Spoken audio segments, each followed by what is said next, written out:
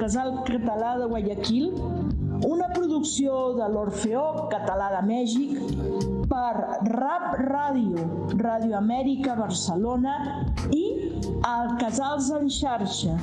Presentem Revolta, un pont entre cultures, amb Mireia Viladevall.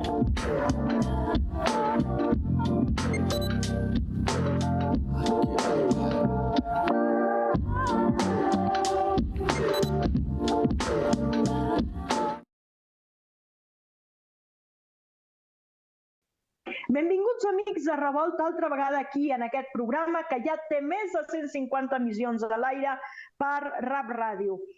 Avui tindrem a dues invitades molt interessants, que una d'elles, la doctora Isolina, és especialista en drets de la gent gran. Ja veureu la tasca que ha fet, que és meravellosa. I l'altra persona és una gran amiga que vosaltres ja heu escoltat diverses vegades per aquí, que és la Sofia de la Llata, també és d'Argentina, com la doctora, i ella presentarà a la doctora perquè sapiguem quin és el seu tarannà i quina és la seva importància, i després d'això començarem a xerrar com cada programa de Revolta. Abans de passar-li la veu a la Sofia, us he de recordar que ens podeu trobar al Facebook i al xat de Casals en xarxa, del Casal de Guayaquil i de l'Orfeó Català de Mèxic.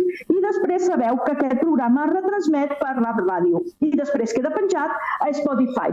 Us demanem sempre que us doneu un like perquè això ens ajuda a tots plegats. Bienvenida Sofía, bienvenida Isolina, doctora Isolina. Gracias por compartir con nosotros este tiempo, gracias por compartir sus inquietudes y sus saberes. Para que podamos entender más la trascendencia de nuestra invitada de hoy, cuento con la maravillosa presencia de Sofía de la Llata, de la casa, quien nos va a presentar a la doctora Isolina. Adelante, Sofía.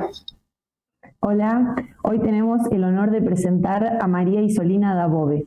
María Isolina es directora e investigadora principal de proyectos de investigación en el ámbito del derecho de la vejez y la filosofía del derecho en el CONICET. Trabaja dentro del Instituto de Investigaciones Jurídicas y Sociales Ambrosio L. Gioja en la Facultad de Derecho de la Universidad de Buenos Aires. Además, colabora con el Centro de Investigaciones en Derecho de la Vejez y el Centro de Investigaciones de Filosofía Jurídica y Filosofía Social en la Facultad de Derecho de la Universidad Nacional de Rosario. Es profesora titular regular de Filosofía del Derecho y Derecho de la Vejez en diversas universidades. Durante más de 12 años ha dedicado su carrera al estudio y la defensa de los derechos humanos, enfocándose en el derecho de la vejez, una disciplina que ella misma fundó y desarrolló en Hispanoamérica. María Isolina tiene una misión clara: promover y proteger los derechos de las personas mayores a nivel nacional e internacional. Ha contribuido activamente en la elaboración de la Convención Interamericana de Derechos de las Personas Mayores y en el proceso de la Convención Internacional de Derechos de las Personas Mayores. Además, ha creado y dirigido varios centros e institutos de investigación y formación en Derecho de la Vejez, y ha sido pionera en establecer la primera maestría en este campo en Argentina. Ha publicado numerosas obras y artículos sobre el derecho de la vejez, destacándose entre ellos Derecho de la Vejez, Fundamentos y Alcance, obra que ha sido declarada de interés por el Senado de la Nación Argentina. Es un privilegio contar con su presencia hoy y estamos emocionados de escuchar sus valiosas perspectivas y experiencias en este campo tan importante. Muchas gracias, María Isolina. Muchas gracias, Sofía, y muchas gracias, doctora. Me gustaría empezar la plática preguntándole por qué es tan importante hablar de los derechos de las personas adultas mayores cuando ya tenemos una carta desde hace mucho tiempo sobre los derechos humanos, y que pareciera que ya está todo dicho, ¿no? Bueno, en primer lugar, muy buenos días, muy buenas tardes para todas, para todos los que nos están siguiendo acá, y muy especialmente a Sofía y a Mireia, que me reciben en su casa, ¿no es cierto? En esta casa online. La pregunta tuya, Mireia, y es muy importante porque tiene que ver con la nueva realidad social. Y por otro lado, con la misión que le pedimos a los derechos humanos. Es decir, claro, la función cultural que tienen que tener, o le pedimos que tengan, este instrumento jurídico que son los derechos humanos. Vamos al primer punto, la realidad social. Vivimos en un mundo geronto globalizado. ¿Qué quiere decir esto? Que en todo el planeta se registra un aumento de la longevidad. Vivimos muchos más años que nuestros abuelos o cualquier antepasado en el que querramos pensar. Incluso hasta diría que nuestros propios padres. Y ya sabemos por los estudiosos de la demografía que las personas que han nacido en el año 2000 ya tienen expectativa centenaria. ¿Cuánto se ha alargado la vida? Mucho, al punto que las personas, cuando llegan a los 60 años, pueden esperar vivir claramente unos 20, 30 años más. La expectativa de vida promedio hoy está en los 80 años, entre 80 y 85 años. Las mujeres vivimos más que los varones, y todo esto está transformando las redes sociales, el sistema económico, y también plantea la necesidad de cambios en la educación, en los medios, ¿no? Y en el propio derecho. Entonces, ahí es donde los derechos humanos adquieren relevancia, porque ¿cuál es la función que tienen hoy los derechos humanos? Bueno, cumplen el papel de establecer un piso mínimo de facultades, poderes, competencias, habilitaciones que se consideran básicas y necesarias para que podamos vivir todos juntos en comunidad sobre la base del respeto mutuo y del respeto personal. Por otro lado, los derechos humanos también implican asumir deberes.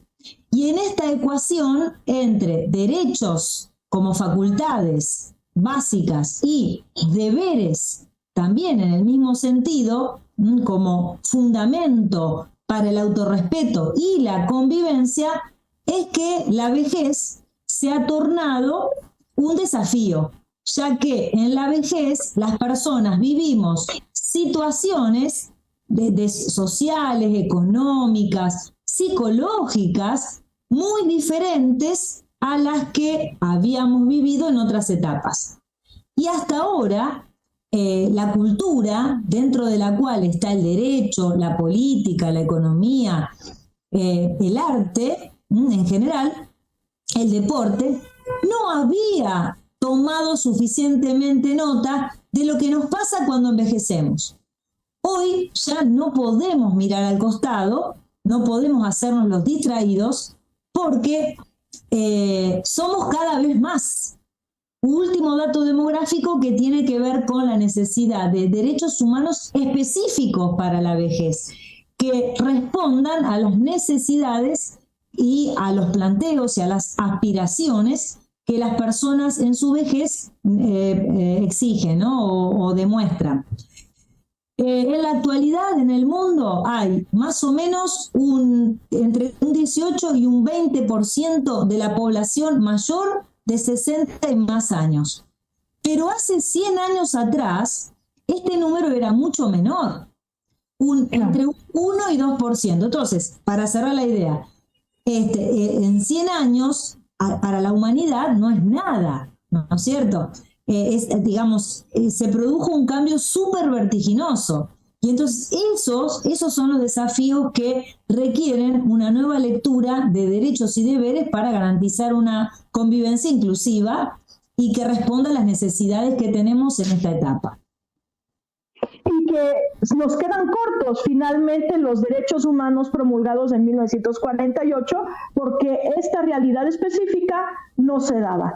Y en ese sentido, sabemos, y aquí se ha dicho, que usted fue una de las impulsoras de los derechos para las personas mayores en este marco de América Latina, pero que se intenta llevar más allá a nivel mundial.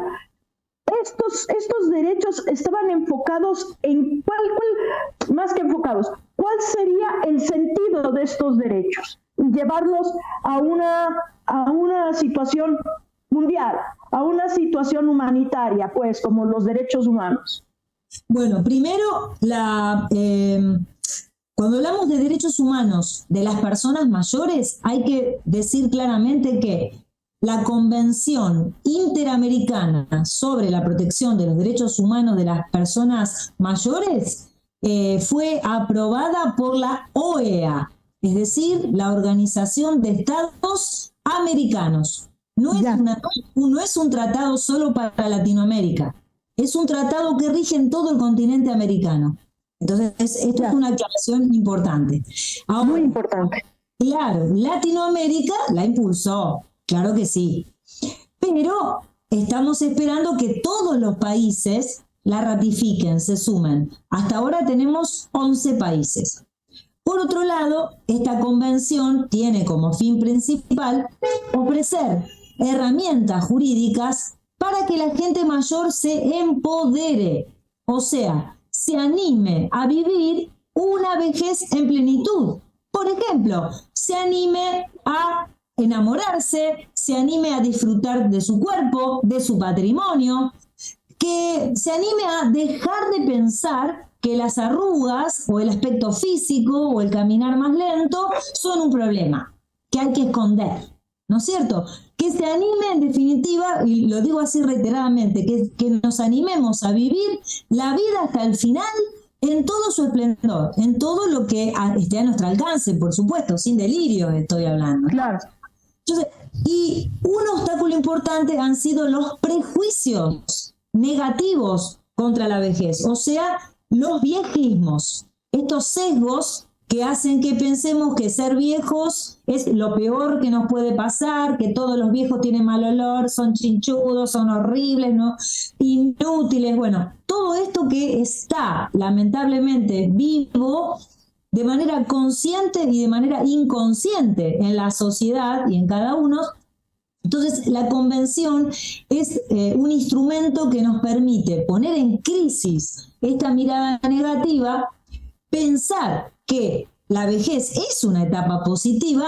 La convención nos muestra todas las alternativas de desarrollo que tenemos, que parten de valorar la experiencia, valorar el aporte económico a la comunidad, la educación, la cultura, tantas cosas, y que nos animemos a hacernos cargo de esa vida en común hasta el último minuto. Así que miren si esta aspiración a nivel mundial no es necesaria. A nivel mundial, solo cierro con esta idea, Naciones Unidas está debatiendo la posibilidad de contar con una convención universal.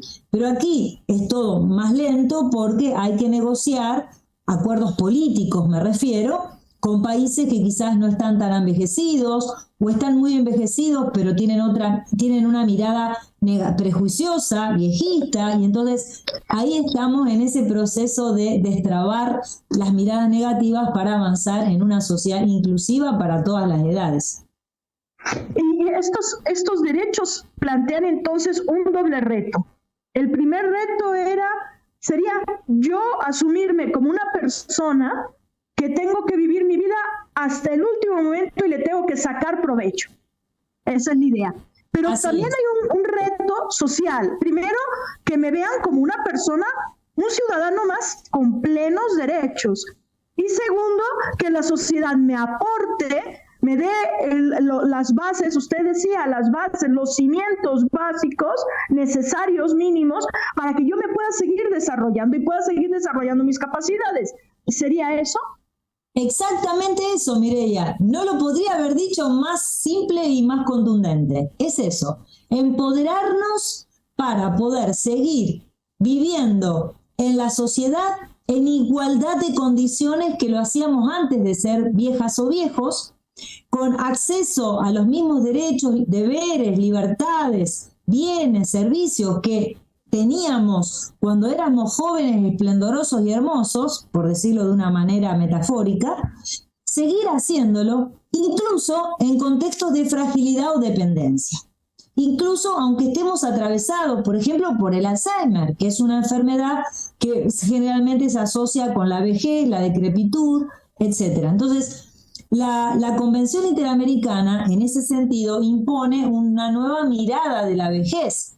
De hecho, ahí se habla sobre el envejecimiento activo y saludable, lo cual no significa no tener ningún achaque, ¿no es cierto? No significa que la persona mayor, digamos, ficticiamente, porque la ley lo dice, no va a tener ningún problema de salud, no va a necesitar ser asistida en su casa. No, no tiene que ver con eso.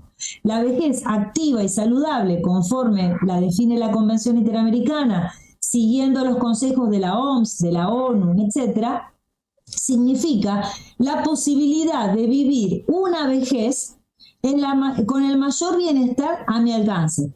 Aunque tenga Alzheimer, aunque tenga dificultades para caminar, aunque me mueva más lento, aunque ya me haya jubilado y piense que no tengo proyectos de vida, o se me vayan muriendo los referentes, que ahí aparece el tema de la soledad, que también es muy grave.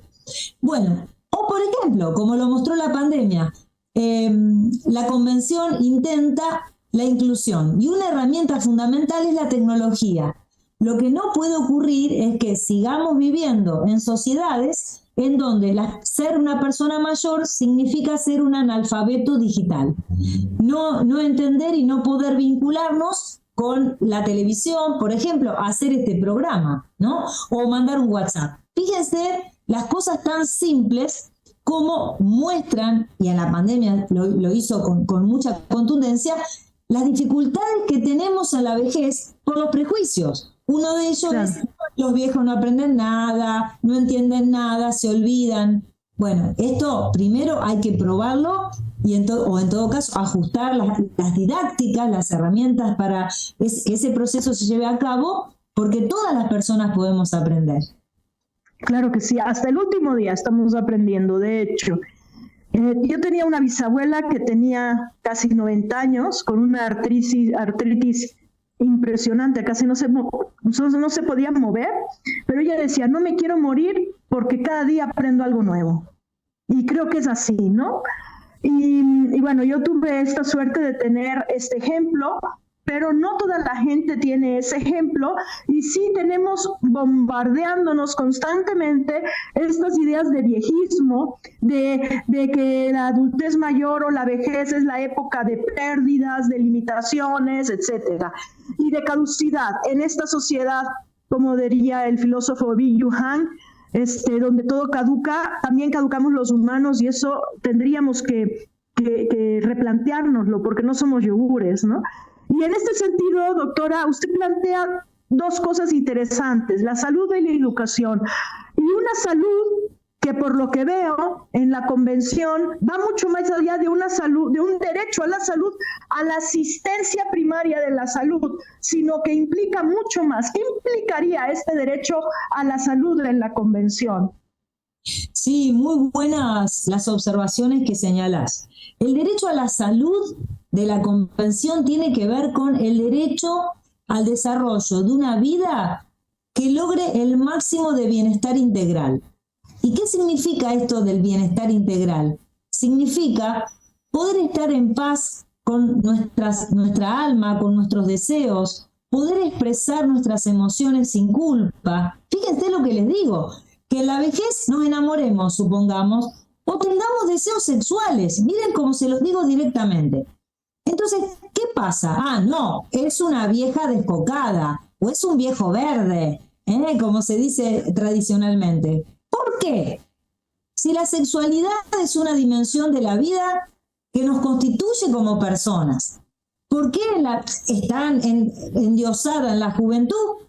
Bueno, no solo en la juventud tenemos ese derecho, es hasta el último minuto, hasta el último segundo de nuestras vidas. Entonces, la salud incluye muchísimas dimensiones. Una es, por supuesto, la ausencia de enfermedad, pero esto es lo básico. Luego, además de la salud física, del cuidado de nuestros cuerpos, también incide nuestro espíritu, nuestras emociones, nuestros deseos, el placer y las situaciones de dolor que también a veces hay que vivir como parte del curso de la vida, valga la redundancia. Y vos recién hablabas de la fecha de caducidad. Bueno, miren, nosotros vivimos en un planeta que está marcado por un desarrollo que desde Aristóteles para acá se ve como un ciclo. En la vida todo nace, crece, se desarrolla, multiplica, declina y muere. La fecha de caducidad es parte de la vida en este planeta. Entonces, sería absurdo pensar que los seres humanos estamos ajenos a ella. Ahora, es cierto también que el alma humana o la inteligencia humana o el deseo humano, como quieran ustedes decirlo, es infinito, y entonces desde que hay registros en la historia occidental, los griegos lo marcaron en la antigüedad muy bien, se hablaba de la inmortalidad, ¿no es cierto? O de venir a América, la fuente de la eterna juventud. Bueno, claro, porque hay una fantasía de inmortalidad. ¿Quién se quiere morir cuando está bien? Y nadie. Pero sabemos que la vida humana es finita. La vida en general está atravesada por el espacio, que es nuestro cuerpo, y el tiempo. Y el tiempo en los humanos acaba. Bueno, ¿por qué no pensar en que este final es en realidad un dato relevante para disfrutar lo que tenemos, no para esconderlo? Porque el final va a llegar. Por ahora es así. Y cierro con esta idea, que el desarrollo científico-tecnológico apunta a, no sé, la programación genética para que seamos inmortales, o los antioxidantes para las arrugas. Por supuesto, porque el alma humana es inquieta, el ser humano es inteligente, va desarrollando cosas maravillosas, pero lo cierto es que la vida tiene un límite. ¿Por qué no lo aceptamos? Esa sería una buena pregunta, que es lo que nos interpela la vejez. La vejez es esa gran pregunta, por eso nos cuesta asumirla. Y de ahí el derecho a la educación, a la cultura y a todas las actividades que nos provean una mejor vida, un aprendizaje continuo que nos permita conocernos y tener una mejor vida. Y en este sentido, la especialista de esto es doña Sofía, y me gustaría pasarle el micrófono porque ya la veo inquieta queriendo preguntar. Adelante, Sofía. Eran dos preguntas que estaba acá pensando, pero bueno, ya que me diste el pie, Mireya, muchas gracias. Le quería preguntar a Isolina qué piensa, qué cree de ver la educación para personas mayores como una alternativa frente a esto que recién mencionabas, ¿no? La soledad, esto de pensar en términos de caducidad. Bueno, pensar que tal vez hay otra opción para personas mayores luego del retiro, que puede ser, ¿no?, esto de seguir aprendiendo a lo largo de la vida. Pensar en una educación permanente. Y en esto tan lindo que también decía Mireya de su bisabuela, de que también el conocimiento y el aprendizaje nunca se acaba. ¿Cómo lo ves vos eso? ¿O cómo lo ves, el artículo 20 de la Convención que habla sobre educación? ¿Cómo ves eso y cómo a nivel regional y nacional, si se aplica o lo ves que es una alternativa conocida? Un poquito por ahí. Sí. Muchas gracias, Sofía. Lo que comentás es muy importante porque la educación es la base para el desarrollo y para la convivencia armoniosa, ¿no es cierto?, entre los seres humanos. Y en la vejez se da esta paradoja, me parece a mí. Por un lado, se da el hecho de estar frente a una persona mayor, ¿no es cierto?, me refiero a las personas mayores, que han aprendido mucho porque ya tienen más de la mitad del recorrido hecho en relación con la expectativa de vida. Tener 60 años implica que luego me quedan 30, no otros 60, ¿no es cierto? Más de la mitad. Entonces, en general, las personas mayores han aprendido mucho, han acumulado experiencia, han podido estudiar. Sin embargo, cuando llega la vejez, por esos viejismos, todo ese saber se cataloga de obsoleto y se lo arrincona, ¿no? En cambio, si a través de la educación, de una educación, podemos romper estos prejuicios y abrir el diálogo entre las generaciones, va a ocurrir algo fantástico que ustedes lo están trabajando seguramente en la Universidad de Río Cuarto, en el que jóvenes y viejos se encuentran, o niños, jóvenes y viejos se encuentran para intercambiar saberes, porque los niños y los jóvenes también tienen que aprender. No es que no tienen que aprender, nacen sabiendo. ¿Y de quiénes aprenden? ¿Qué mejor que de las personas mayores? Y a su vez las personas mayores pueden perfectamente aprender de los niños y de los jóvenes en áreas para las cuales quizás las personas mayores no tuvieron el entrenamiento que hoy tienen los jóvenes porque tienen acceso fácil a la nueva tecnología, ¿no? Una tecnología que quizás no existía. Y cuando esos encuentros se producen, realmente pasan cosas maravillosas, no solo para la persona mayor, sobre todo para los niños y los jóvenes. Entonces, hay que trabajar en un sentido de la educación global, no formal, además de hacerlo a nivel formal, por supuesto, en los programas de estudio, las escuelas primarias, la enseñanza secundaria y la universidad.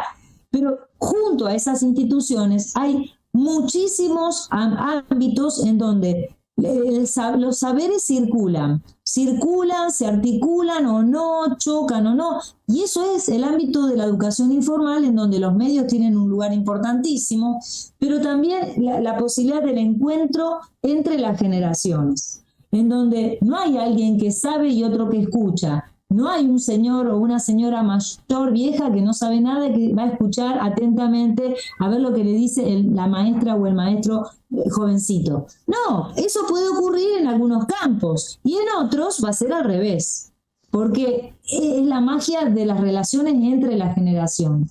Entonces, cambiar la lectura competitiva que heredamos del pasado, ¿no? Esta lucha por la supervivencia en la que los jóvenes tenían que desplazar a los viejos para que el grupo no muera, ¿no es cierto?, en ese sentido. Bueno, hoy no estamos en esa situación de desarrollo tan básico como en la prehistoria. Hoy tenemos muchísimas herramientas que hemos desarrollado que logran justamente la longevidad. Y, sin embargo, esos prejuicios siguen estando.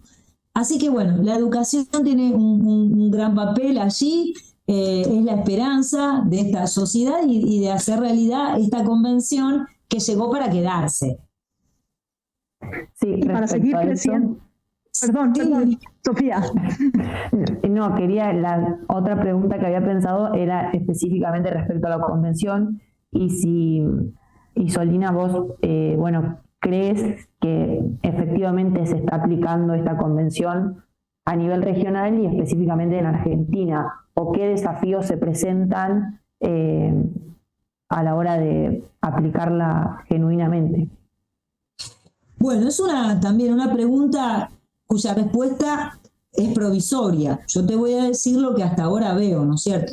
Para comenzar, la convención ya cuenta con 11 estados parte, 11 ratificaciones. El penúltimo país fue México, el 23, exacto, y el año pasado, este año, sí, entre el 22 y el 23 se sumó México y en último lugar Surinam. Casi toda Latinoamérica ya estamos, digamos, incorporados dentro de este sistema de derechos humanos. Ahora, cada país la va incorporando como le va permitiendo su sociedad y su organización política. Entonces, en México, por ejemplo, comenzaron con mucho entusiasmo el proceso de elaboración, después parece que se había desdibujado un poco el interés, pero ahora ha vuelto a crecer. Entonces, es esperanzador el camino que sigue ahí. En la Argentina, logramos que la convención tenga jerarquía constitucional. Y eso habla de la importancia de la política en esto, ¿no? Del compromiso. Y luego, despacito, vemos que a nivel judicial, por ejemplo, ya las sentencias van incorporando los estándares de la convención y empieza a haber un movimiento diferente en el reconocimiento de derechos. Ahora, falta ahí, sí, falta muchísimo. Esto son los primeros pasos. más aún, aprovecho también para comentar que del 27 al 30 de agosto, acá en Buenos Aires, en la Facultad de Derecho de la Universidad de Buenos Aires, vamos a hacer un congreso mundial para trabajar un tema que es clave en el avance de la convención, que son los apoyos y los cuidados de las personas adultas y mayores. Y van a venir más de 200 expositores de los 5 continentes. ¿Y por qué tanta gente está interesada? Y porque en el planeta la población está envejeciendo y este escenario nos desafía, por ejemplo, en los temas de la fragilización de la vida humana. ¿Qué hacemos cuando alguien necesita ayuda? Entonces, en este plano estamos todos en -10, ¿no es cierto? En cuanto a apoyos y cuidados, asistencia hacia personas frágiles, por más que, por ejemplo, en Asia, en Japón o en Corea del Sur, que son países súper envejecidos, tienen un 30% de personas mayores, por más que allí ya se usa la robótica, las robots para el cuidado, no es suficiente. Pueden colaborar en algunas cosas, pero la afectividad, la palabra o el calor de una mano humana tendida hacia otra mano humana, no la va a reemplazar un robot. Por más que sea robotina o la máquina más perfecta, o nos diga todo que sí como nos guste. Hay algo, digamos, que tiene que ver con nuestra configuración, como cuerpos, como psiquis, espíritus, que no la van a poder reemplazar ni siquiera una pastilla como Un Mundo Feliz. ¿Se acuerdan que te daban la pastillita? Sí. Para que no tenga... Tampoco los fármacos van a resolver eso. Entonces, en ese sentido, hay, por supuesto, mucho por hacer, pero en el mundo ya hay una toma de conciencia. Y el continente americano es pionero en esto, ya que ha sido el primer tratado que ya está en vigor, que ya cuenta con 2 fallos de la Corte Interamericana, donde dice, ojo que acá hay que tomarlo en serio a esto. Y por otro lado, también sabemos que en el sistema africano, ellos han redactado un protocolo a la Carta Africana de Derechos Humanos en el año 2016, pero en este continente no se llegó todavía al acuerdo necesario para que este protocolo entre en vigor. Así que fíjense si realmente nuestro continente no ha sido pionero y sigue siendo un faro. Una última ideita que no quiero dejar de decir es la siguiente, vinculada con el programa. Ustedes están en México, ¿no es cierto? Están desde México, vos, y desde Barcelona. Pero fíjense que es muy lindo este encuentro de países porque también habla del encuentro entre generaciones de inmigrantes, ¿no es cierto? Muchos catalanes han ido a México, han venido a la Argentina, y a su vez hay argentinos y mexicanos que se van para allá ahora por distintas razones. Entonces, entre nuestros países hay ahí una posibilidad de intercambio de saberes, experiencias tan ricas que solo en la vejez lo podemos dimensionar. Así que agradezco también que sea este programa tan lindo en ese sentido también, ¿no? Geopolíticamente hablando. Pues muchas gracias Isolina, muchas gracias Sofía, estamos sobre el tiempo y bueno, creo que tendríamos muchísimo más de qué hablar, entonces la queremos invitar de una vez, convocarla para que una vez haya terminado este encuentro que está planteando para el 27 de agosto, 27-28, si no entendí mal, nos pueda venir a platicar sobre los resultados, las conclusiones, los retos que este encuentro seguro les dejará. Y pues yo seguiría platicando, pero el tiempo es lo que es para lo que nos da. Nada más recordar que este programa se ve de toda América Latina, Europa, incluidos los Países Bajos, Bélgica, etcétera, Bruselas, África, tenemos gente de África que nos ve, y en Asia, en Osaka, también tenemos gente que nos está viendo. Y bueno, recordarles también que esto se hace gracias a Santiago Barreiro, que está en Ecuador, y gracias al productor Pedro, que está en Argentina, en Plata.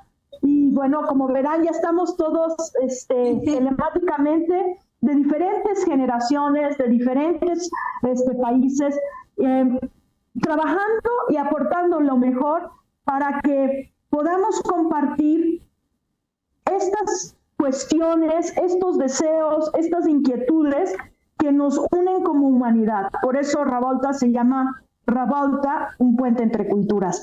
Bé, amics de Rap Ràdio, bé, amics de Casals en Xarxa, moltes gràcies per estar amb nosaltres i fer possible més de 150 programes a l'aire. Y muchas gracias, Sofía, y muchas gracias, Isolina, por estar aquí, por compartirnos este tiempo, sus saberes y dejarnos con la rueda pensando. Aquí en México siempre hablamos de la ruedita que empieza a girar. Nos dejan la rueda girando sobre un tema humanamente fundamental que es el de la vida y el de una vida plena a la edad que sea, sobre todo en la adultez mayor. Muchísimas gracias y esperamos verlas muy pronto por aquí. Gràcies, Santiago, i gràcies a tots vosaltres que esteu de l'altra part del micròfon.